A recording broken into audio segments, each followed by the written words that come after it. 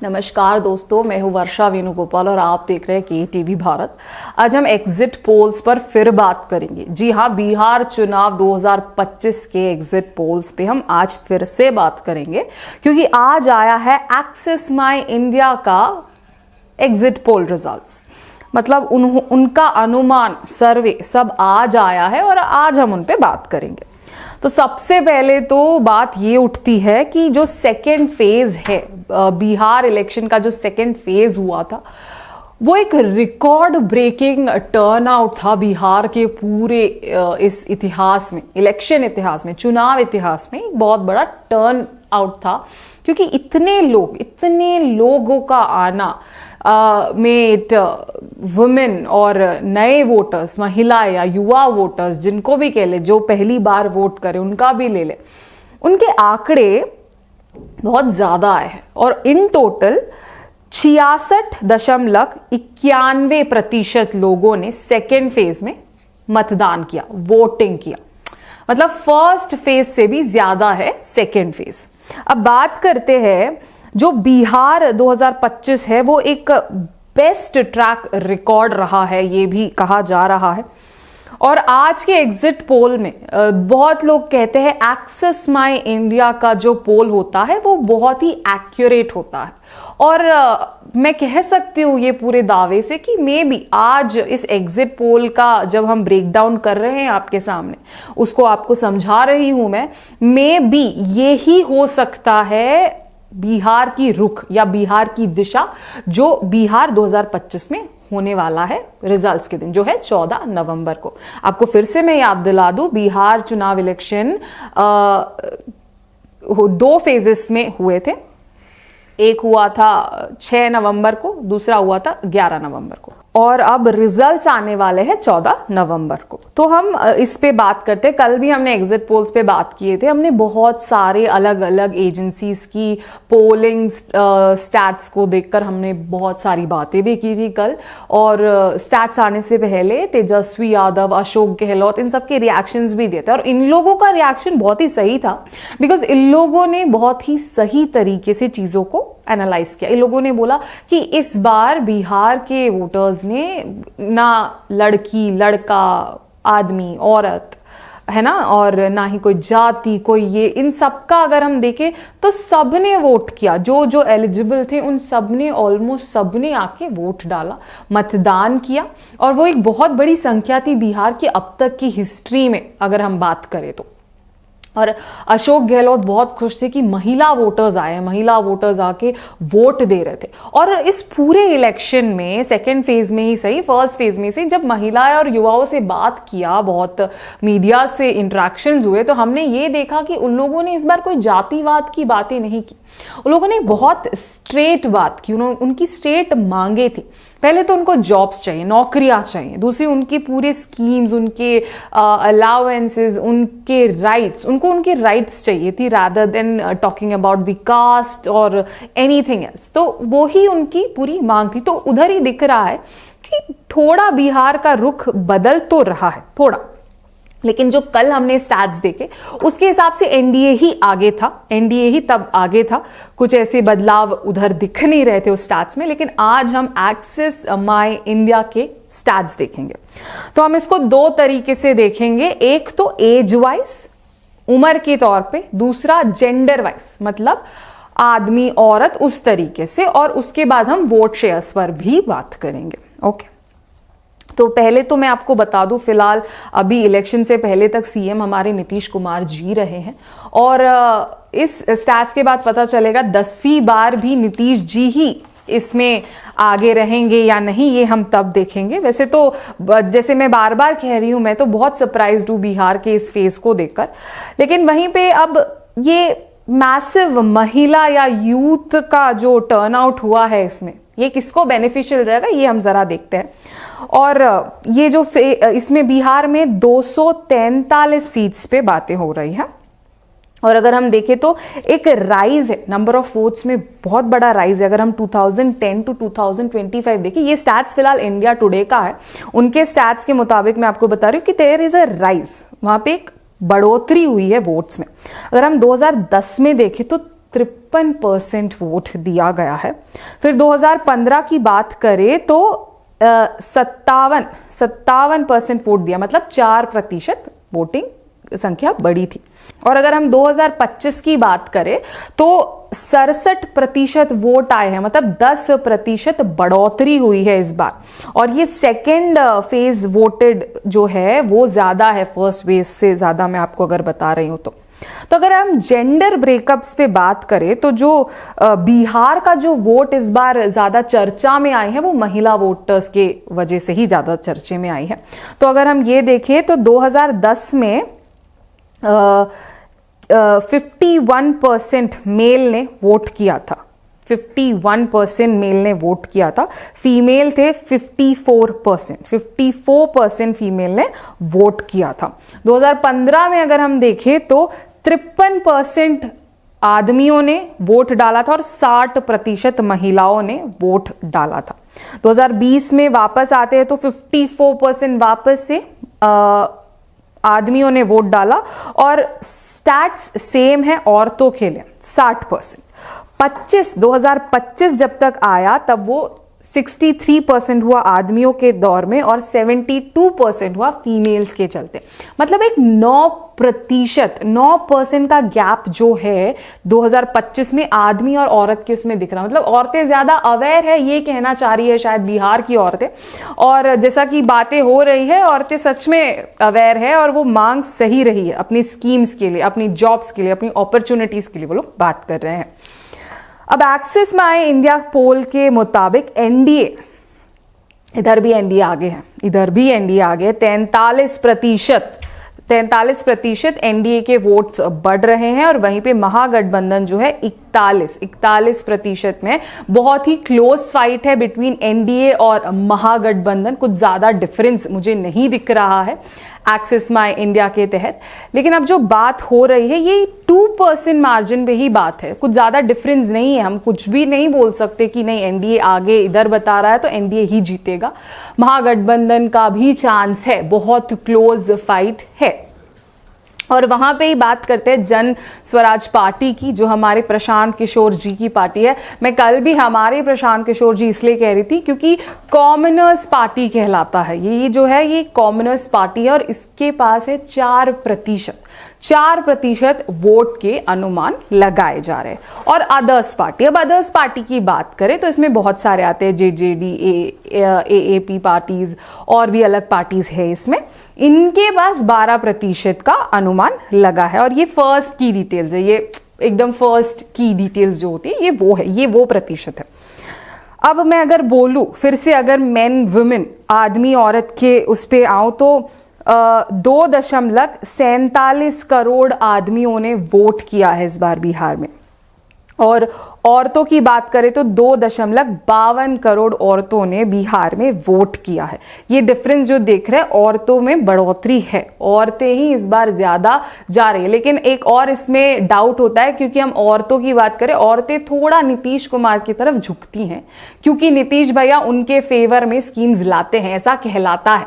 तो इसीलिए औरतों का फेवर थोड़ा नीतीश कुमार की तरफ जाता है, तो इसलिए हम कुछ भी कह नहीं सकते।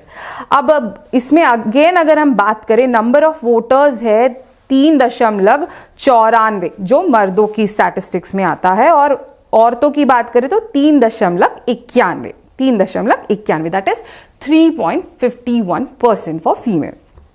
टोटल की बात करें तो 7.45% नंबर ऑफ वोट्स है पूरे सारे जेंडर्स को मिला के, और नंबर ऑफ वोट जो कास्ट किए गए हैं मर्दों की तो 2.47 दैट इज 2.47, एंड औरतों की बात करें तो अगेन 2.52% और इसका कुल मिला के होता है 4.99। आखिरी बात, अब टर्नआउट की अगर मैं बात करूं तो कितने मर्द टर्नआउट किए, दैट इज 62.80%, 62.80%।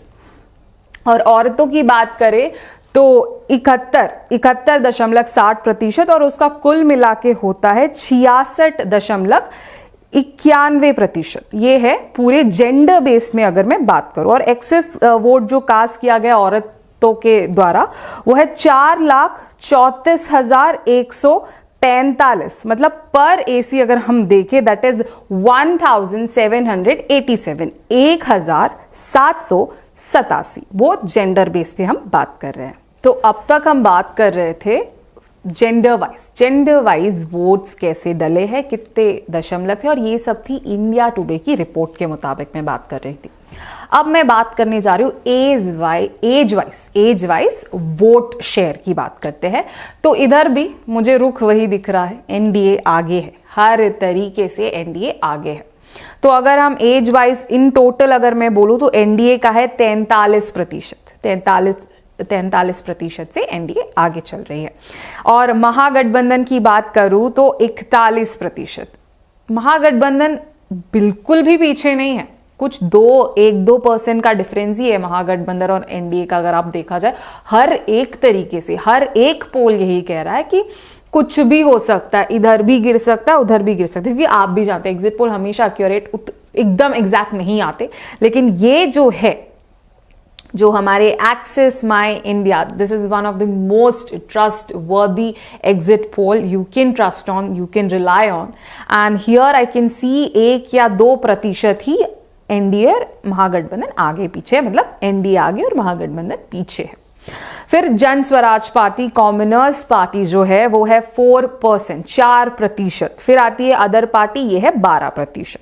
अब हम फर्स्ट टाइम वोटर्स का देखें तो 18 से 19 साल के बीच, ये है 2% है इसमें एनडीए दे रही है 37, महागठबंधन दे रही है 46 और जेएसपी दे रही है 6 और अदर को मिल रही है 11। अब 20 से 29 के उम्र के वोटर्स है 22% तक, एनडीए को दे रही है 37 और एमजीबी महागठबंधन को दे रही है 44 सीट्स की बातें हो रही है, अनुमान है ये। जेएसपी को मिल रहा है, जन स्वराज पार्टी को 6, फिर से 6 मिल रहा है और अदर पार्टी को मिला है 13, ये अनुमान है। फिर हम बात करते हैं 30 से 39 साल के लोगों की, जिनको है 26%, जिनका कैलकुलेशन है पूरा। एनडीए को मिल रहे हैं 43 सीटें, उनकी अनुमान है, और महागठबंधन को 42। अगेन एक का डिफरेंस है यहां पर। फिर जेएसपी की बात करें तो 4 और अदर की बात करें तो 11, ऐसे जा रही है। और 40 से 49 की उम्र के लोगों का 21% इन टोटल आ रहा है, जो है एनडीए में 45, महागठबंधन में 41, जेएसपी में 4 और अदर में 10, ये है इतने में से। अब 50 से 59 उम्र के लोगों के बीच देखें तो 14% है, जो एनडीए को 46, महागठबंधन को 88 और जेएसपी को 3 और अदर को 13। 60 से 69 में 9% इन टोटल है, एनडीए को मिल रहे हैं 49, महागठबंधन को 39 और जन स्वराज पार्टी को 1 और अदर जो है उनको 11 मिल रहे हैं। अब 70 से ऊपर वो 6% है इन टोटल, एनडीए को मिल रहा है 51, महागठबंधन को 45, जेएसपी को मिल रहा है 2 और अदर को है 12। ये एक्सिस माई इंडिया का स्टैट्स मैं आपको बता रही हूं। ये एज वाइज मैं आपको बता रही हूं कि ये वोट्स कितने हैं, ये वोट्स कितने डले हैं, ये एक एज वाइज मैं आपको बता रही थी। अब सीट शेयर और वोट शेयर परसेंटेज की हम बात करते हैं। तो जो एनडीए अलायंस है, एनडीए अलायंस में कौन कौन है? BJP, Bharatiya Janata party, JDU जो जनता दल यूनाइटेड है, एलजेपी, आरवी लोक जनशक्ति पार्टी जो रामविलास, और एचएएमएस जो हिंदुस्तान आवाम मोर्चा सेक्युलर, जितिन राम मांझी। हम बहुत बार बात कर चुके हैं जितिन राम मांझी के बारे में, आप जाके मेरे चैनल पे चेक कर सकते हैं।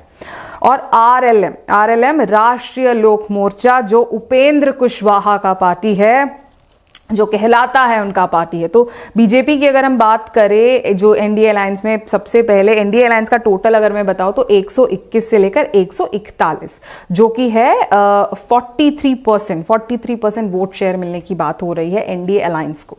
अब इसमें अगर मैं ब्रेक डाउन करूं पर पार्टी, तो बीजेपी को 50 से 56 के अनुमान है और उनका प्रतिशत, वोट शेयर प्रतिशत है 18। जेडीयू की बात करें तो 56 से 62 का अनुमान है और उनका भी 18% वोट शेयर की बात हो रही है।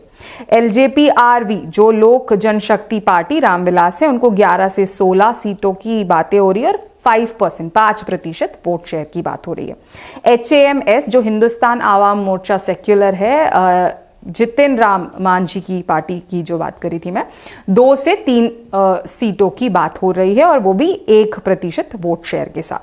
RLM जो है वो 2 से 4, राष्ट्रीय लोक मोर्चा उपेंद्र कुशवाहा जी की 2 से 4 सीटों की बात हो रही है, उनकी भी 1% वोट शेयर की बात है।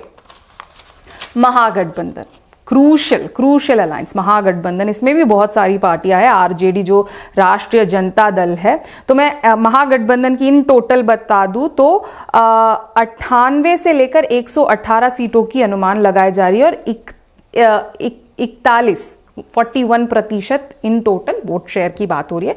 तो RJD राष्ट्रीय जनता दल की अगर मैं बात करूं तो 67 से 76 सीट्स की बात हो रही है और 24% वोट शेयर में।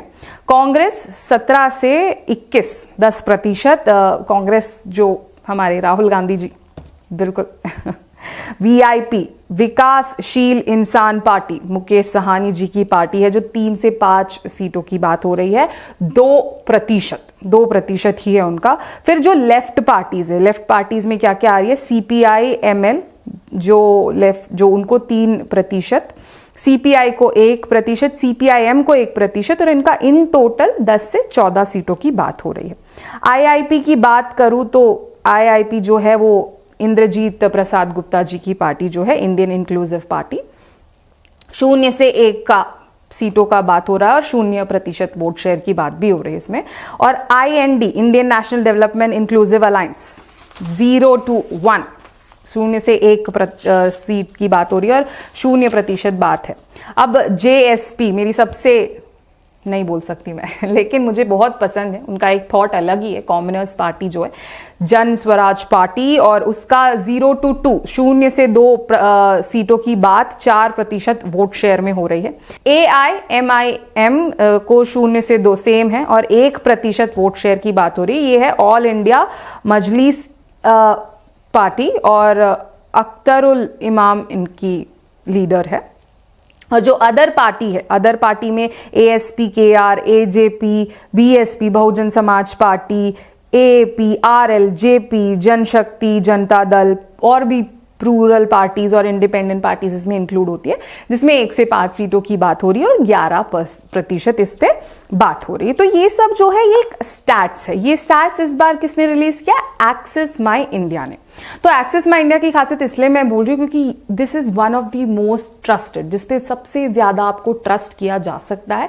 ये ऑलमोस्ट उतनी ही बताती है, बहुत एक्यूरेट तो नहीं लेकिन हाँ ऑलमोस्ट एक्यूरेट स्टैट्स हमें देती है अबाउट द एग्जिट पोल्स। तो ये थी बिहार चुनाव 2025 की एग्जिट पोल की दूसरी वीडियो, जिसमें मैं आपको बता रही थी एक्सिस माई इंडिया की स्टैट्स और एज और जेंडर वाइज इंडिया टुडे के कुछ स्टैट्स। एक्चुअली जेंडर वाइज जो था वो इंडिया टुडे का रिपोर्ट था और एज वाइज और वोट शेयर और सीट शेयर जो था वो एक्सिस माई इंडिया का था। तो ये थे आज के स्टैट्स और मैं आशा करती हूँ आपको चीजें समझ आई होगी। अब देखना ये होगा 14 नवंबर को कि असलियत में कौन जीतता है। तो हमारे साथ बने रहिए KTV भारत में, क्योंकि हम इस खबर पर आपको सबसे पहले न्यूज देते रहेंगे। धन्यवाद।